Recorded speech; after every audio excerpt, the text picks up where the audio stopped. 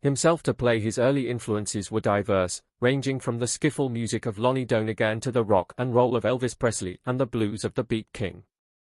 As a teenager, Page immersed himself in the local music scene, playing in various bands and honing his skills. He was particularly drawn to the blues, studying the recordings of American blues artists and incorporating their techniques into his own playing. This period of intense practice and exploration laid the foundation for Page's unique guitar style, which would later blend blues, folk, and classical influences with hard rock intensity. From a brief stint with the Crusaders to a breakthrough in session work, what pivotal choices shaped Jimmy Page's early career? In the early 1960s, Page's reputation as a skilled guitarist began to grow. He was invited to join the Crusaders, a band led by singer Neil Christian, but his time with the group was cut short due to a bout of glandular fever. This setback, however, led to a pivotal moment in Page's career. While recovering, Page decided to focus on his art studies at Sutton Art College. However, his passion for music remained strong, and he continued to play and develop his skills. It was during this time that he was approached to do session work, marking the beginning of his career as a highly sought-after session musician.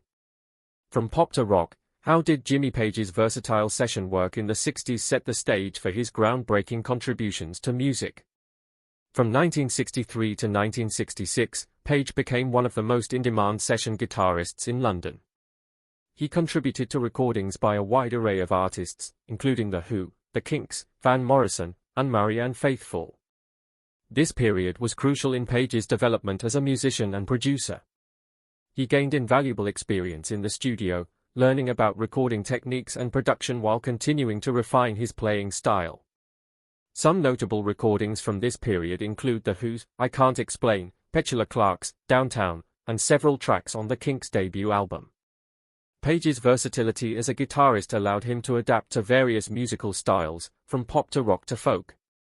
From Yardbirds to Led Zeppelin, in 1964, Page was approached to replace Eric Clapton in the Yardbirds, but he declined out of loyalty to his friend Jeff Beck, who took the position instead.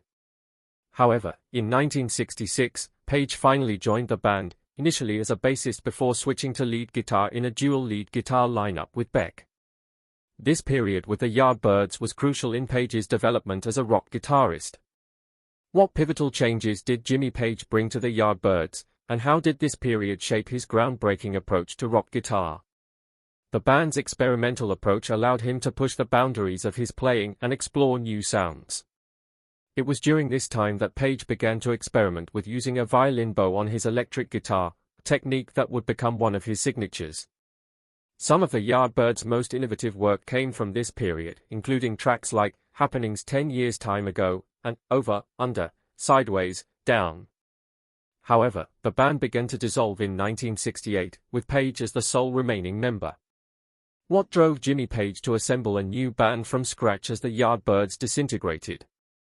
As the Yardbirds were coming to an end, Page was determined to form a new band. He recruited session bassist and arranger John Paul Jones, whom he knew from his session days, for the crucial roles of vocalist and drummer. Page discovered two relatively unknown but immensely talented musicians from the Midlands, Robert Plant and John Bonham.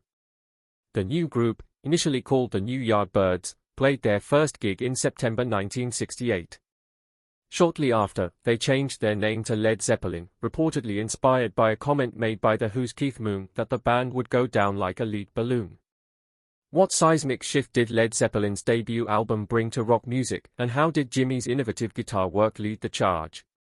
Led Zeppelin's self-titled debut album was recorded in October 1968 and released in early 1969. The album was a powerful statement of intent showcasing the band's unique blend of blues, folk, and hard rock. PA's guitar work was central to the album's sound, from the heavy riffs of Good Times Bad Times to the psychedelic experimentation of Dazed and Confused. The band's sophomore album, Led Zeppelin II, followed later in 1969. This album featured some of the band's most enduring tracks, including Whole Lot of Love and Ramble On.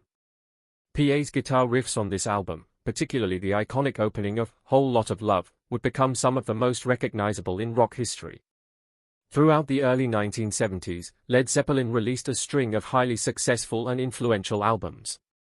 Led Zeppelin III, 1970, saw the band incorporate more acoustic and folk elements, showcasing PA's versatility as a guitarist and arranger. The albums, That's the Way, and Gallows Pole, demonstrated his skill with acoustic guitar and alternative tunings. What are the secrets behind Led Zeppelin's timeless hits? 1971 saw the release of the band's untitled fourth album, often referred to as Led Zeppelin 4 or Zoso. This album, featuring the epic Stairway to Heaven, is widely regarded as one of the greatest rock albums of all time. PA's guitar work on Stairway to Heaven, from the intricate acoustic intro to the soaring electric solo, is considered a masterpiece of rock guitar playing. Subsequent albums like Houses of the Holy, 1973, and the double album Physical Graffiti, 1975, continued to showcase PA's growth as a guitarist, songwriter, and producer. Tracks like The Rain Song, Kashmir, and 10 Years Gone demonstrated his ability to create complex, multi-layered compositions that pushed the boundaries of rock music. Innovations, performances, and post-Zeppelin career. How did Jimmy Page transform the art of recording? Throughout Led Zeppelin's career, Page served not only as the band's lead guitarist but also as their primary producer and one of the main songwriters. His production techniques were innovative for the time, particularly his use of distant micing and ambient recording to create a sense of space and depth in the band's sound. PA's approach to recording was to capture the energy and dynamics of a live performance in the studio. He often used unusual microphone placements and experimented with different room acoustics to achieve unique sounds. This approach is particularly evident on tracks like When the Levee Breaks, where John Bonham's drums were recorded in a stairwell to achieve a massive reverberant sound. As a songwriter, Page drew from a wide range of influences, including blues, folk, Eastern music, and mythology. He had a knack for crafting memorable riffs and arrangements that allowed each band member to shine while creating a cohesive and powerful overall sound. His collaborations with Robert Plant resulted in some of rock's most enduring compositions. What made Jimmy's guitar work revolutionary? Jimmy Page is renowned for his diverse and innovative guitar techniques. He was one of the first rock guitarists to popularize the use of a violin bow on the electric guitar, as heard on tracks like Dazed and Confused, and How Many More Times. This technique created otherworldly, haunting sounds that became a signature part of Led Zeppelin's live performances. Page also pioneered the use of alternate tunings in rock music, employing various open and modal tunings to create unique textures and harmonies. His use of effects pedals, particularly the wah pedal and various distortion units, helped shape the sound of hard rock and heavy metal guitar playing. His playing style combined elements of blues, folk, and classical music with a hard rock edge.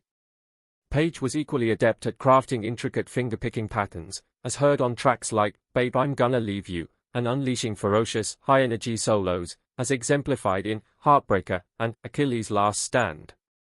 What made Led Zeppelin's live shows unforgettable? Led Zeppelin's live shows were legendary, known for their length, intensity, and improvisational nature. PA's guitar solos often extended far beyond their recorded versions, with the guitarist pushing himself to new heights of creativity and virtuosity night after night. The band's concert film The Song Remains the Same, 1976, captured some of these epic performances, showcasing PA's electrifying stage presence and musical prowess. The band's live performances also allowed Page to showcase his skill with various guitars and effects.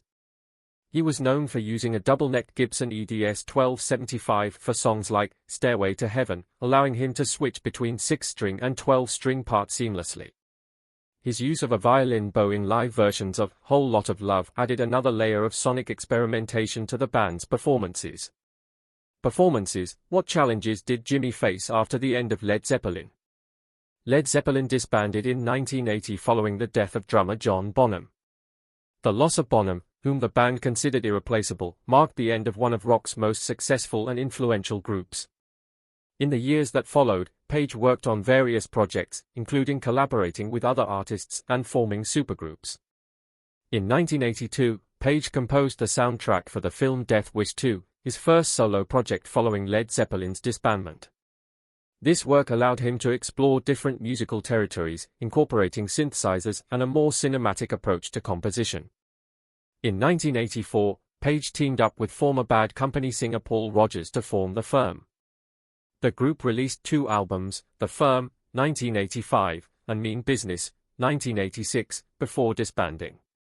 While The Firm achieved moderate success, it didn't reach the heights of Led Zeppelin, and Page continued to search for new musical directions. During this period, Page also released a solo album, Outrider, 1988, which featured contributions from Robert Plant and Jason Bonham, John Bonham's son. The album showcased Page's continuing guitar prowess and his ability to craft hard rock songs, but it didn't achieve the commercial success of his Led Zeppelin work. What happens when rock legends reunite decades after their prime? Page and Plant reunited in the mid-1990s for the Unleaded project, which saw the duo reinterpret Led Zeppelin classics with world music influences. This collaboration resulted in the album No Quarter, 1994, and a successful world tour. The project was well received and demonstrated Page's continuing ability to innovate and incorporate diverse musical influences into his work. Throughout the 2000s and 2010s, Page has been involved in various Led Zeppelin-related projects, including remastering the band's entire catalog and overseeing the release of previously unheard material. These reissues have been praised for their sound quality and the inclusion of bonus tracks that provide insight into the band's creative process. Page has made occasional live appearances, including Led Zeppelin reunion shows. The most notable of these was the Ahmet Ertegun tribute concert at the O2 Arena in London in 2007, where Led Zeppelin performed a full set with Jason Bonham on drums. This performance was later released as Celebration Day and reminded the world of the band's enduring power and Page's guitar mastery. Legacy, influence, and recognition. Why do Led Zeppelin's albums still captivate audiences decades later? Jimmy Page's influence on rock music cannot be overstated. His innovative guitar techniques, production methods, and songwriting have inspired countless musicians across multiple generations. Many of rock's greatest guitarists, including Eddie Van Halen, Slash, and Joe Perry, have cited Page as a primary influence. Led Zeppelin's music continues to resonate with audiences decades after its initial release, with their albums still selling millions of copies worldwide. The band's blend of hard rock, blues, and folk, largely shaped by Page's vision, has had a lasting impact on the development of various rock subgenres, including heavy metal and alternative rock. Page's guitar riffs, particularly those from songs like Whole Lotta Love, Black Dog, and Kashmir, are considered some of the most iconic in rock history. His solos, especially the one in Stairway to Heaven, are studied and emulated by guitarists around the world. Beyond his musical contributions, Page's image as the mysterious, leather-clad guitar hero has become an enduring archetype in rock culture. His use of the Gibson Les Paul guitar helped popularize the instrument, making it a staple of rock music. How did Jimmy Page earn his place among the greatest guitarists of all time? Jimmy Page's contributions to music have been widely recognized. He was inducted into the Rock and Roll Hall of Fame twice, once as a member of the Yardbirds in 1992 and again as a member of Led Zeppelin in 1995. In 2005, Page was appointed an Officer of the Order of the British Empire, OBE, in recognition of his charity work. Various music publications have consistently ranked Page among the greatest and most influential guitarists of all time. Rolling Stone magazine placed him at number 3 on their list of the 100 greatest guitarists of all time. His innovative approach to guitar playing, production, and songwriting continues to inspire new generations of musicians. What drives Jimmy Page to keep Led Zeppelin's legacy alive in his later years? In his later years, Page has focused on preserving and promoting Led Zeppelin's legacy. He has overseen the remastering and re-release of the band's entire catalog, including bonus material. Previously unreleased tracks. These projects have introduced Led Zeppelin music to new generations of fans and provided deeper insights into the band's creative process. Page has also been involved in various charitable causes, particularly those related to music education and the preservation of musical heritage. He has supported organizations like Action for Brazil's Children Trust and the Mercury Phoenix Trust. Despite being less active as a performer in recent years, Page's influence continues to be felt in the world of rock music. He remains a respected figure in the industry, often sought out for his insights on music and production. Personal life controversies and challenges. How did Page's rockstar lifestyle impact his relationships? Jimmy Page's love life has been a subject of both fascination and controversy throughout his career. In the 1970s, at the height of Led Zeppelin's fame, Page was in a relationship with model Charlotte Martin. They had a daughter, Scarlett Page, born in 1971. However, this relationship was complicated by Page's rock star lifestyle and the excesses that often accompanied it. One of Page's most controversial relationships was with Laurie Maddox, whom he allegedly began dating when she was underage. This relationship, while not uncommon in the rock scene of the 1970s, has been a source of criticism in later years as societal norms and awareness of exploitation have evolved. In the 1980s, Page was married to Patricia Eyre, with whom he had a son, James Patrick Page, born in 1988. After their divorce, he married He Gomez Baracha in 1995. They had 2 children together, and Page also adopted his eldest daughter. This marriage ended in divorce in 2008. More recently, Page has been in a relationship with poet Scarlett Sabb, who is significantly younger than him. Despite the age gap, the couple has been together since 2014, and Page has spoken positively about how this relationship has influenced his life and creativity in his later years. So what is this devastating revelation about Jimmy Page's battle with addiction? Discover how the rock legend's darkest days nearly cost him everything. In 1976, Jimmy Page began using heroin, as noted by Richard Cole, Led Zeppelin's tour manager, who mentioned that both he and Page were using the drug during the recording sessions for the album Presence. Shortly after, Page admitted to Cole that he was addicted by Led Zeppelin's 1977 U tour. Page's heroin addiction was noticeably affecting his guitar performances. He had lost a significant amount of weight, and his addiction led to increased isolation, altering the dynamic between him and vocalist Robert Plant. During the recording sessions for In Through the Outdoor, in 1978, Page's heroin use contributed to his reduced presence in the studio, with bassist John Paul Jones having a more significant influence on the album. Despite this, he continued to deliver powerful shows. The loss of Led Zeppelin's drummer John Bonham in 1980 and the band's subsequent breakup marked a turning point for Page. He began addressing his addiction, a journey that was neither immediate nor easy. In a 1988 interview with Musician magazine, Page expressed frustration when questioned about his association with heroin, firmly stating, "I'm not an addict, thank you very much." His recovery and subsequent advocacy for sobriety highlight his journey from addiction to a more stable and focused phase of his life and career.